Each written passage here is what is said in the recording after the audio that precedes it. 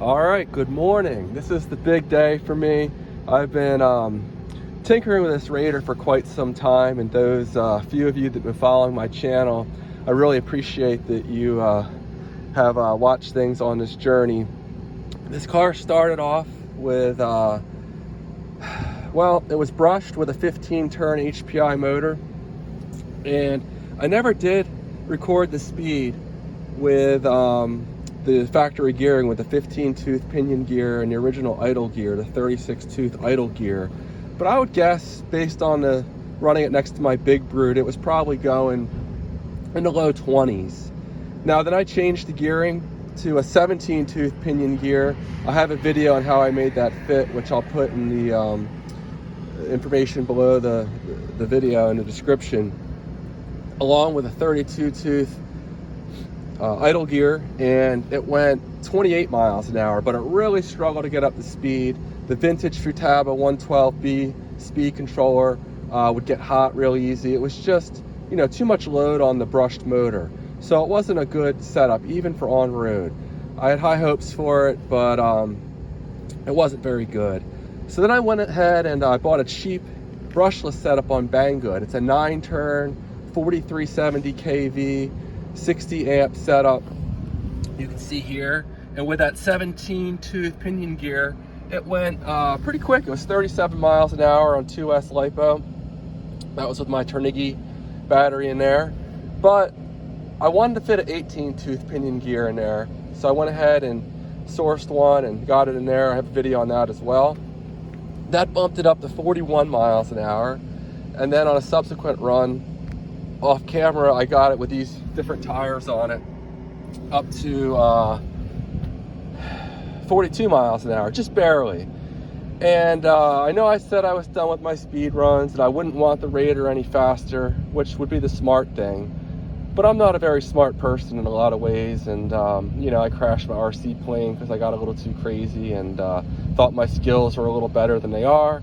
And I hope I just don't grenade this car. This is my first car that was hobby grade. I did get the big brute before this, which of course is a truck. And you know, I've had this since I was like, I don't know, 15 years old.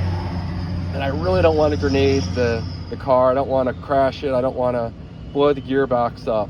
It's not the strongest gearbox, and the diffs for these are very hard to source. So I'm taking a bit of a risk here for sure.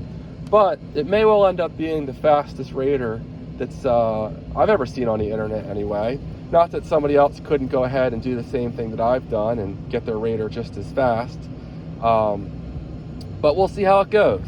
So yes, I bought a cheap Ovonic 3S 2200 milliamp hour battery. Not much milliamp hours there, but it fits the car pretty good, and it should provide plenty of charge for a speed run. I should only be full throttle for you know, a few seconds, and perhaps a larger milliamp hour battery or perhaps a premium brand might provide a little more voltage.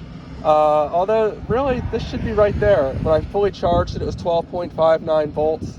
It's the first time I've used this battery.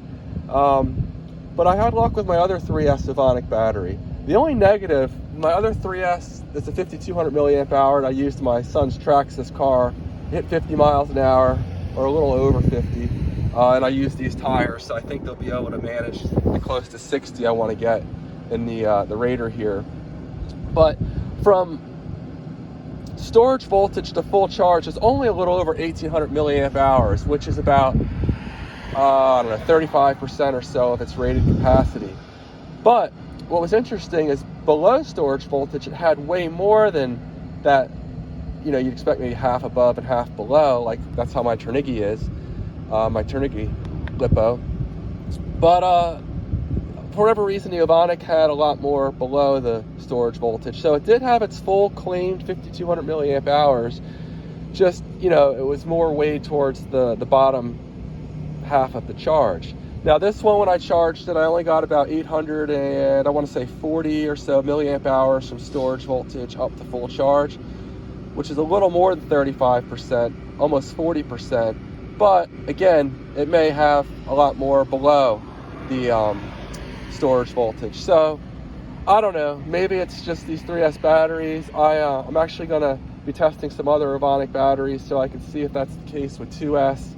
If it's all their batteries just are a little low, below the, above the halfway point or not. Hard to say.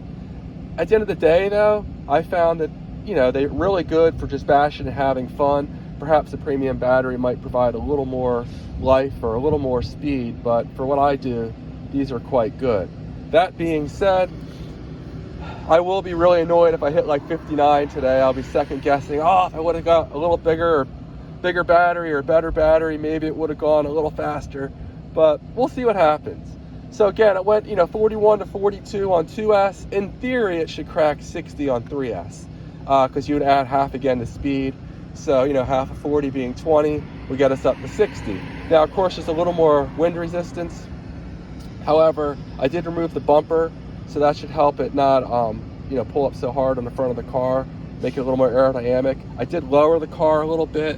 When I say lower, all I did was put softer springs in the back because there's no adjustment here where I can lower the car. I can only increase the ride height, which would be bad. These tires are bigger than the stock unit, so it's already a little tipsy. If I try to use the brakes above 30 miles an hour, it sometimes flips because the center of gravity is higher than it should be, or it was when it was stock. Now I am going to put an old cell phone on here to GPS the car, which will weight the front end of the car down a little bit, which will probably work in my favor. You can't really tell here, but it will, you know, push the car down a little bit more. So yeah, we're just gonna have to see what happens. Now this Raider is not in the best shape. I broke the end links here, as you can see. I have some aftermarket Serpent units here.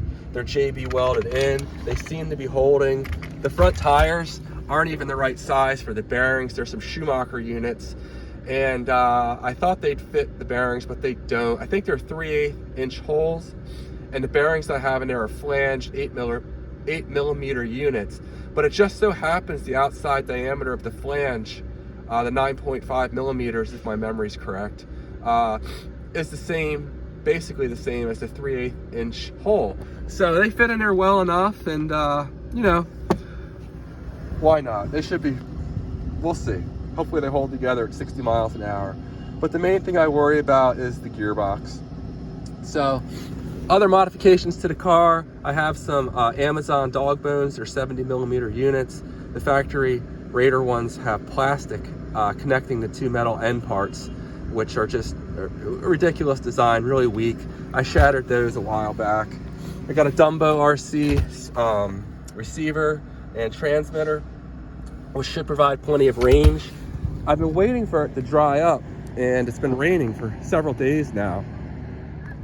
The road is still wet, which actually might work to my favor because I don't want a lot of traction as far as accelerating goes. I'm going to try to ease into things to safeguard the transmission, and I'm hopeful by easing into it, it'll reduce the shock to the transmission.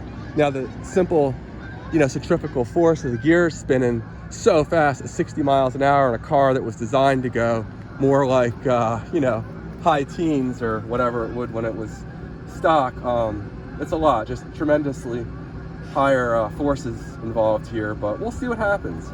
And I also trying to provide some better video. I know in the past when I've just put my camera on one set location, I've had limited success with, you know, keeping the car in the field of view.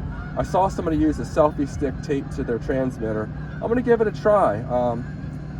We'll see. It's the first time I've done this, so I might not be real smooth with it or perfect, but I hope to provide some better video here. What else do I have to add? I'm sure I'm forgetting some things I wanted to include in this video, but yeah, we'll see what happens. Again, I just hope I don't wreck this car because the parts are only getting harder to find, if not nearly impossible. And I just kind of want to do this for the, you know, Raider community. It was kind of an entry-level car, and as a kid, I never would have expected to even have it go 30 miles an hour. So to get it to go 60 would just be insane. And it has handled the 40 mile an hour speed on 2S really well. It doesn't wheelie like my Ultima Pro XL does. It's just, you know, I think it might do it. We'll see. And the car's so light that, you know, that only will work in favor as far as not having as much load on the gears and everything. So yeah, I'll go ahead and stop rambling on. Hopefully I can figure out how to edit videos and join this with the actual speed run. But there we have it, and wish me good luck. I'm certainly nervous, and I'll probably be a little jittery as I do this run. But one other thing is the brakes on this Dumbo RC transmitter. I have them turned as low as I can at 25%, but when it's dry, again, above 30 miles an hour, if I hit them, the car likes to flip. So I'm not really going to be able to slow down very well. However, with the pavement being wet, if I get in the jam, maybe I can. We're just going to wing it and see what happens, and here we go.